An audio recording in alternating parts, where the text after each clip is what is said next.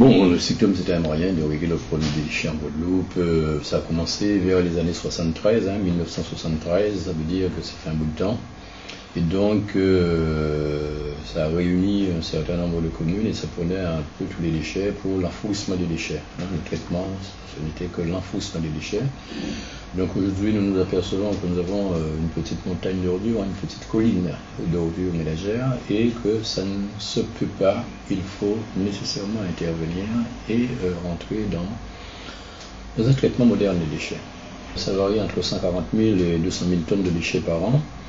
Là aussi, l'Europe a interpellé la France pour que tous les sites sauvages, je pense que c'est un site sauvage, pour tout le monde les déchets ne sont pas traités et qu'il n'y a pas un EPCI qui est au fait des grandes techniques, des techniques de traitement des déchets. Bon, on peut considérer que qu'il y a là des sites sauvages. Que dire de cette petite colline de déchets de la Guadeloupe? Tout simplement que nous avons des projets.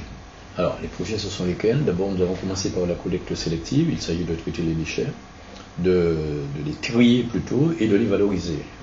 Ensuite, nous sommes arrivés à la plateforme multifilière qui devrait commencer incessamment. Bon, c'est vrai qu'il y a quelques petits soucis financiers. Vous savez, la crise est passée par là. Mais ça devrait se régler et donc il y aura cette fameuse usine de traitement des déchets. Pour ce qui est du site comme il est aujourd'hui, la surface du site, je crois que c'est plus ou moins 30 hectares. Il y en a 16 qui sont le site actuel de stockage des déchets, 13 vous m'avez dit, plus 16 qui vont être habilités pour l'usine, etc. D'accord. La réhabilitation en elle-même, elle va consister en quoi? La réhabilitation va consister d'abord à donner à ces terrains où ces déchets ont été enfouis depuis un certain nombre d'années un aspect beaucoup plus plaisant. Il y aura un bassin qui va récupérer tous les lexivias. Les lexivias vont subir un traitement chimique, ensuite un traitement physique, je veux dire enlever tout ce qu'il y a dedans, et physique d'abord, chimique ensuite, et ensuite rejeter dans la nature. En effet, sur le projet, vous avez l'implantation de toute une série de tuyauteries pour en extraire le gaz. Nécessairement, ces biogaz par système technique, des tuyaux, etc. On va récupérer ces biogaz qui seront brûlés dans des torchères. Mais, ce ne sera plus rejeté dans la nature et il n'y aura plus de dioxine comme ça qui se dégage. D'accord. Le biogaz sera juste brûlé. Vous n'allez pas l'utiliser pour en faire une forme d'énergie quelconque? Non, dans la réhabilitation, non. Le biogaz n'est pas utilisé, ne sera que brûlé. Cette opération de réhabilitation qui commence aujourd'hui, pour les lexivia et pour la matière gazeuse, ça prendra combien de temps et ça va perdurer sur combien d'années? La réhabilitation de la décharge, ça s'étale sur pratiquement 3 ans, réhabilitation physique de la décharge. Mais la décharge continue à être sous surveillance et tout ce qui est biogaz va continuer à être exploité pendant très longtemps. Disons, je crois que c'est sur 30 ans à peu près que cette décharge-là sera sous surveillance des services de l'État. On ne va pas reprendre les déchets pour en faire quelque chose? À partir du moment où le site sera traité, cette réhabilitation a été mise en place, il y aura ces 2 digues qui vont protéger la nature à côté, qu'il y aura ce bassin de rétention de lexivia et bassin de traitement aussi. Le site sera réservé à d'autres activités. On peut penser à des activités pour enfants, terrain de jeu, etc., golf, etc. Ce sera un terrain comme quand vous passez, je sais pas. Donc il sera recouvert d'une couche végétale alors? Oui, ce sera recouvert d'une couche végétale. Vous ne verrez que du vert. Tout est fait pour que le site devienne complètement naturel. Est-ce que vous avez fait une estimation de combien de tonnes de déchets il y a sur les 13 hectares? Juste en 30 ans. Combien de tonnes de déchets en 30 ans? Oui. Non. Pas idée. Non, je rigole. J'ai envie de dire qu'il faudrait en parler à Madame Soleil, peut-être qu'elle, les incinérateurs ancienne génération causaient pas mal de dégâts et qu'il fallait pas qu'ils soient tout près des quartiers habités. Aujourd'hui, à Monaco, en plein centre-ville, vous avez un incinérateur.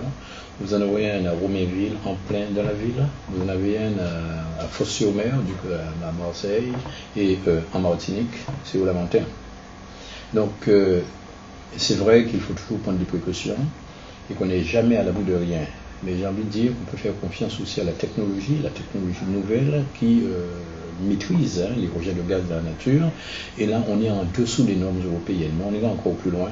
Tout ce qui est fil, tout ce qui est traitement physique et chimique seront mis en œuvre pour que la population autour ne soit pas gênée.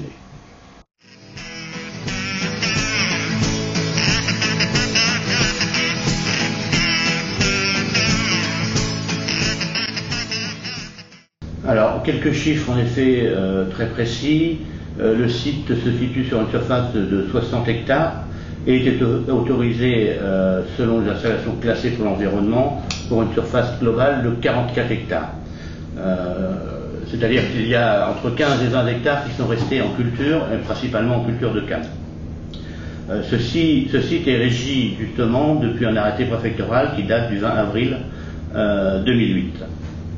Qui permet à Cita Espérance d'exploiter ce site afin de recevoir des déchets non dangereux issus des productions des collectivités et des industriels à raison de 150 000 tonnes par an pendant 20 ans. Le déchet que nous recevons a une partie fermentescible, donc on a deux sous-produits ou deux effluents, un effluent liquide qu'on appelle le lixivia, donc issu des eaux de pluie qu'on percolait à travers le déchet, et une production gazeuse qui s'appelle le biogaz, issu de la fermentation et de la dégradation du déchet dans les alvéoles.